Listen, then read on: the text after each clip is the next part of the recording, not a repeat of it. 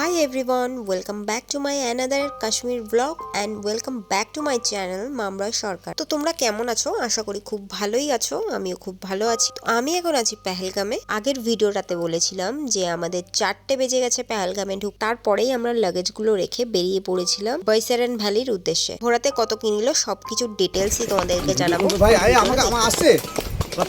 High high করে দাও। High high high. আমরা সবাই ঘোড়া চড়ছি। হ্যাঁ কোথায় যাচ্ছি? ঘোড়া আমাদের চড়াচ্ছে বাইসারেন ভ্যালি। বাইসারেন ভ্যালি। বহুত ভয় লাগছে, বহুত ভয় লাগছে, কিন্তু আমরা করবো জয়। একদম নিশ্চয় চলো একদম। হরে হরে মহাদেব। হর হর মহাদেব। মার্চ এপ্রিল মাসে আসে দাদা। এই দাদা বৌদি খেলা দিই কোনো ভয় লাগে আমার। যাবে যাবে যাবে আচ্ছা সামনে মা এরকম করছে কেন? এই আমার ঘোড়া করছি। এই দাঁড়া দাঁড়া এই আমারটা তারই করছো না। এই দাঁড়া ভাই जल्दी मत खींचो रे बाबा। रुके रुके ऐसे क्यों कर रहा है भैया? হ্যাঁ অত করে এই করো না। আচ্ছা আচ্ছা চলো তারা তোরা খেতে হবে দেখা যাবে খেতে পালাচ্ছে। भैया गिर जाएगा नहीं तो? नहीं नहीं नहीं गिर कैसे जाएगा? বহুত ভয় লাগছে। ছেলে না মেয়ে এটা? সবাই পিছনেই আছে। হর হর মহাদেব।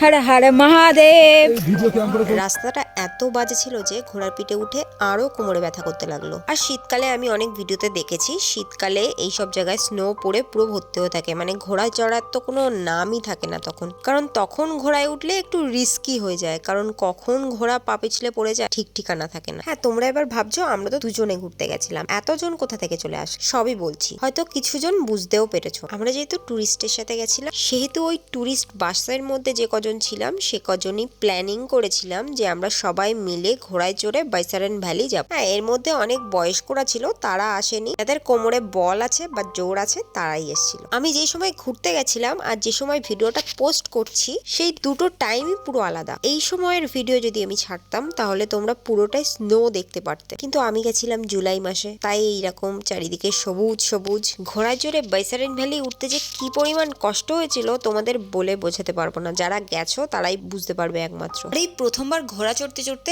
আমি একটা ভয়ঙ্কর জিনিস অনুভব করলাম। ঘোড়াদের না খাদের দিকে বাজে একটা নজর আছে, ওরা বারবার খাদের দিকেই চলে যায়। আমি যে ঘোড়াটাই চড়েছিলাম সেই ঘোড়াটা তো বারবার খাদের দিকে যাচ্ছিল আর আমি প্রচন্ড ভয় পাচ্ছিলাম। আগে সবাইকে বলতে শুনেছি কাশ্মীরে 3-4টে ওয়েদার একসাথে থাকে। আমরা যে সময়টা গেছিলাম সেই সময়টা আলাদাই একটা ওয়েদার ছিল। ডিসেম্বর থেকে মার্চ মাস অব্দি একটা ওয়েদার থাকে, এপ্রিল থেকে জুলাই অব্দি একটা ওয়েদার থাকে, আর অগস্ট থেকে নভেম্বর পর্যন্ত আর একটা ওয়েদার থাকে। আমরা সেই মিডিল ওয়েদারটায় গেছিলাম, মানে জুলাইয়ের যে ওয়েদারটা ছিল সেটাতে গেছি। এই ওয়েদারে কেউ গিয়ে না থাকো তাহলে একটা বার অন্তত ঘুরে এসো, ভালো লাগবে। বরফ তো সবাই দেখতে চায়, বরফ তো সবাই ভালোবাসে, কিন্তু এটা একটা আলাদা অনুভূতি। আর আমি বারবার বলছিলাম না ঘোড়া খাদের দিকে যাচ্ছে, ওই দেখো তার প্রমাণ। চলো এই পাহাড়ি পথটা তোমরাও এনজয় করো। भैया देखिए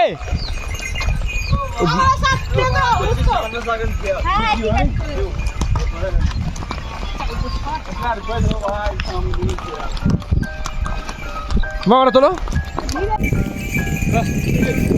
अरे अरे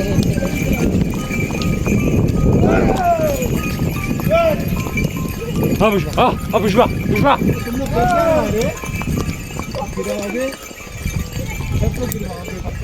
हाँ नहीं मिला है। कमोने दास बढ़ाना।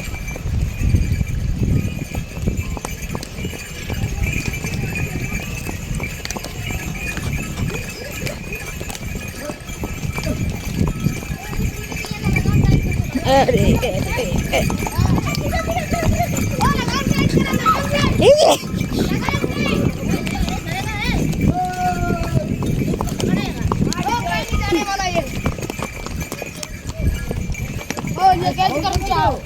बस गए पूरी दूर हम लो ओ पूरी ना दूर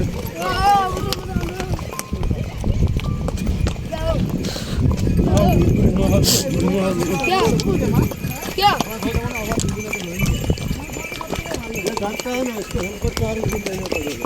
সাবধানে ধরে রেখো।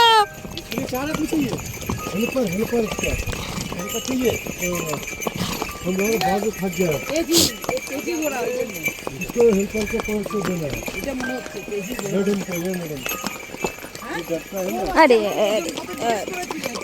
तो वजन की बात है ना না বলছি তোমাকে 500 টাকা দেবে তুমি ভয় পাও না তাই डबल लोन में लाग गई धीरे नाम क्या है तेरा? अबे क्या हो रहा है दीदी कुछ क्यों कुछ चक्कर नहीं लगे क्यों क्यों मैं गाला मत खींचो हाँ आप इसकी रस्सी का ज़्यादा मत खींचो ये थोड़ा तेज है घोड़ा ये भी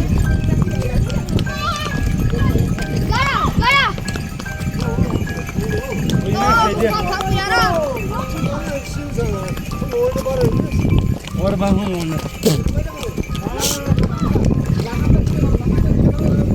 ये मैडम क्या गलती है बोला हमको आगे जाना है वो घोड़ा सुन गया उसको मानता नहीं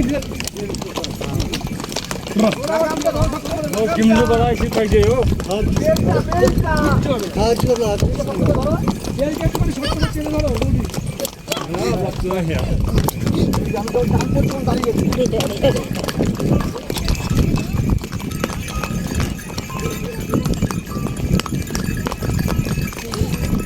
पुष्पा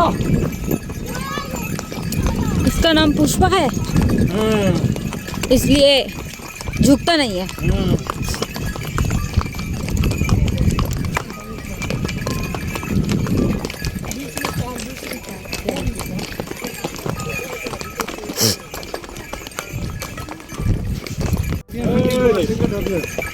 এটা डबियन हंटिंग प्लेस जो कश्मीर का राज्य था ना महाराजा हरि सिंह हाँ এখানে हाँ নামার দরকার নেই अच्छा जोश का आप थोड़ा टाइट करो ना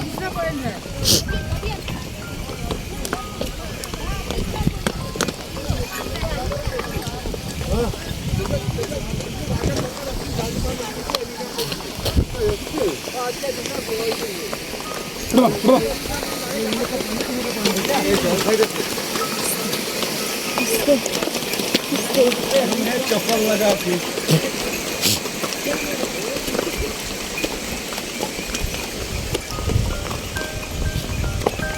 एक काम करो फोन वगैरह रखो बंद सामने झुक के आप क्या बोल रहे हो आगे झुक के बैठे हैं चढ़ाई आ गया वो बापड़े क्या करते हो भैया आप यही काम भैया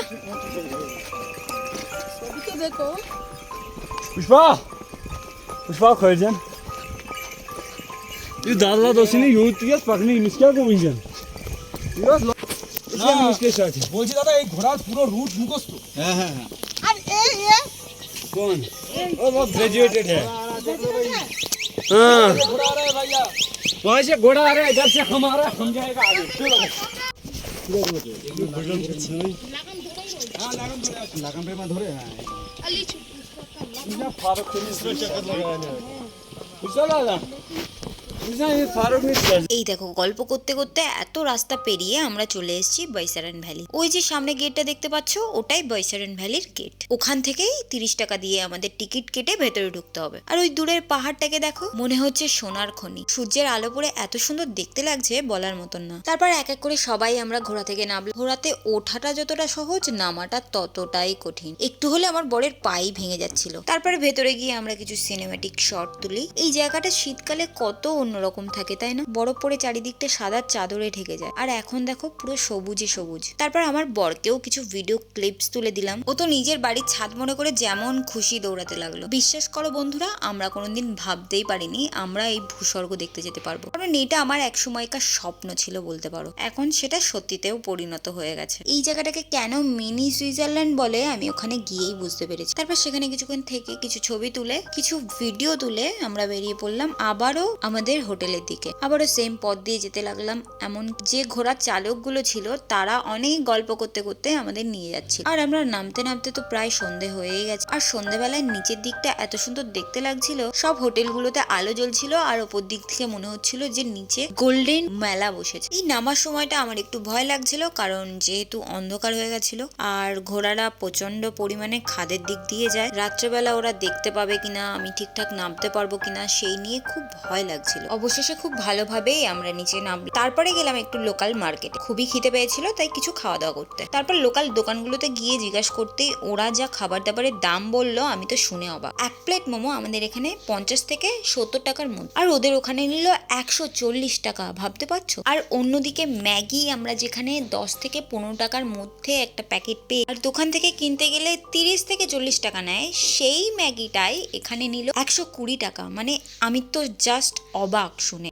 তারপর কি আর করার, আমরা ওটাই খেলাম। আর এখানকার লোকাল কুকুরগুলোকে দেখো, একদম মনে হবে গোল্ডেন রিট্রিভার ল্যাবের মতন দেখতে, কিন্তু যদি নর্মাল ভাষায় ওদেরকে ডাকা হয় একদমই উত্তর দেয় না, কারণ ওরা একমাত্র কাশ্মীরি ভাষাই চেনে। আর কুকুরগুলোকে এত কিউট দেখতে, মনে হচ্ছিল কিনা কোলে নিয়ে চটকাই, কিন্তু এটা তো পসিবল না ঘুরতে গিয়ে। তারপর আমরা একটু সাইড ঘুরে দেখছিলাম আর ফুচকার দামও জিজ্ঞাসা করেছিলাম ফুচকা খাবো বলে, কিন্তু দামটা শুনে আমার খাবারটাই বন্ধ হয়ে গেল। আর ফুচকাটা প্রপার আটা বা ময়দা দিয়ে তৈরি করা ছিল না, একদম যেরকম হয় না আমাদের এখানে পাওয়া যায়, ভেজে ভেজে তৈরি করতে হয়, সেই ঠিক বলের মতন দেখতে ফুচকাটা ছিল। 20 টাকায় 4টে ফুচকা, ওই জন্য আর খেলাম না। তারপর চলে আসলাম সোজা হোটেলে এসে সবার প্রথমে ডিনারটা কমপ্লিট করলাম। তারপর চলে গেলাম আমরা আমাদের রুমে। আমাদের রুমটা 3rd ফ্লোরে ছিল।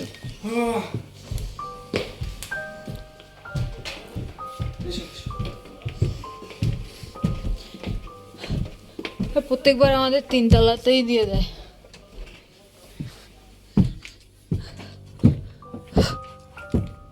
ওরে বাবা রে, চাবি কার কাছে? আমার কাছে, আমি না ধরে খুলতে পারছি না। ও বাবা, স্প্রাইটে তো পুরো চিল।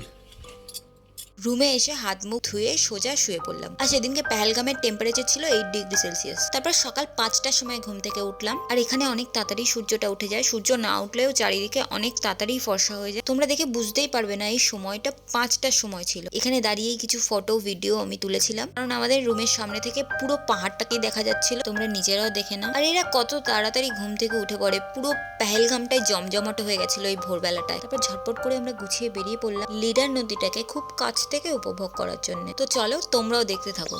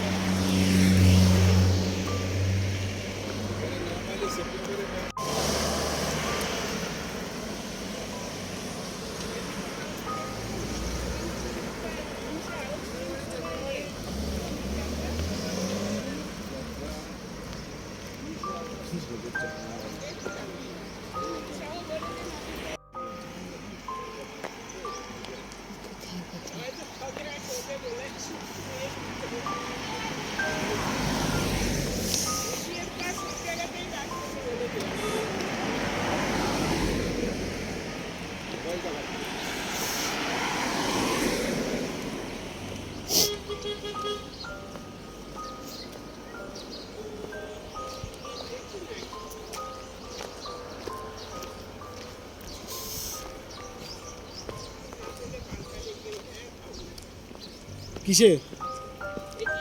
এই দিককার চাঁদের বাড়ি।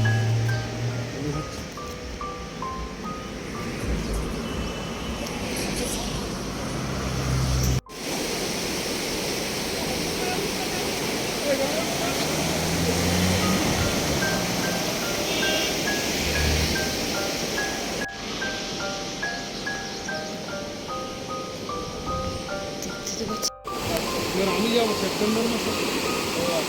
ডেটটা পরে আর একটু বাড়া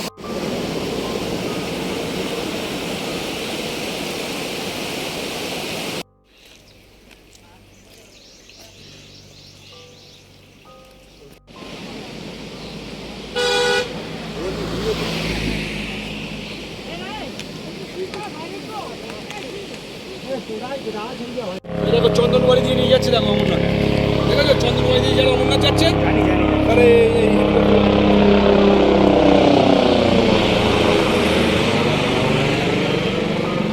এখন বাজে 10টা, আমরা ব্রেকফাস্ট করার জন্য রুমে চলে আসলাম। এমনকি এবার আমাদের বেরোতেও হবে শ্রীনগরের উদ্দেশ্যে। এবারেই একটা নতুন এক্সপিরিয়েন্স তোমাদের সাথে শেয়ার করতে চলেছি। তোমরা এই সিরিজটা পুরোপুরি দেখো, বুঝতে পারবে যে কি সেই এক্সপিরিয়েন্স। তো চলো, এই ভিডিওটা আজকের মতন এই পর্যন্তই থাক। দেখা হচ্ছে পরের কোনো ব্লগে। ততদিন তোমরা অনেক অনেক ভালো থেকো, সুস্থ থেকো, আর সবাইকে সুস্থ রেখো, আর আমার ভিডিও দেখতে থেকো। ভিডিওটা ভালো লাগলে অবশ্যই লাইক, কমেন্ট, সাবস্ক্রাইব করে দিও। যারা ঘুরতে গেছো কাশ্মীরে, কেমন কি এক্সপিরিয়েন্স হলো আমাকে অবশ্যই কমেন্ট করে জানিও। টাটা।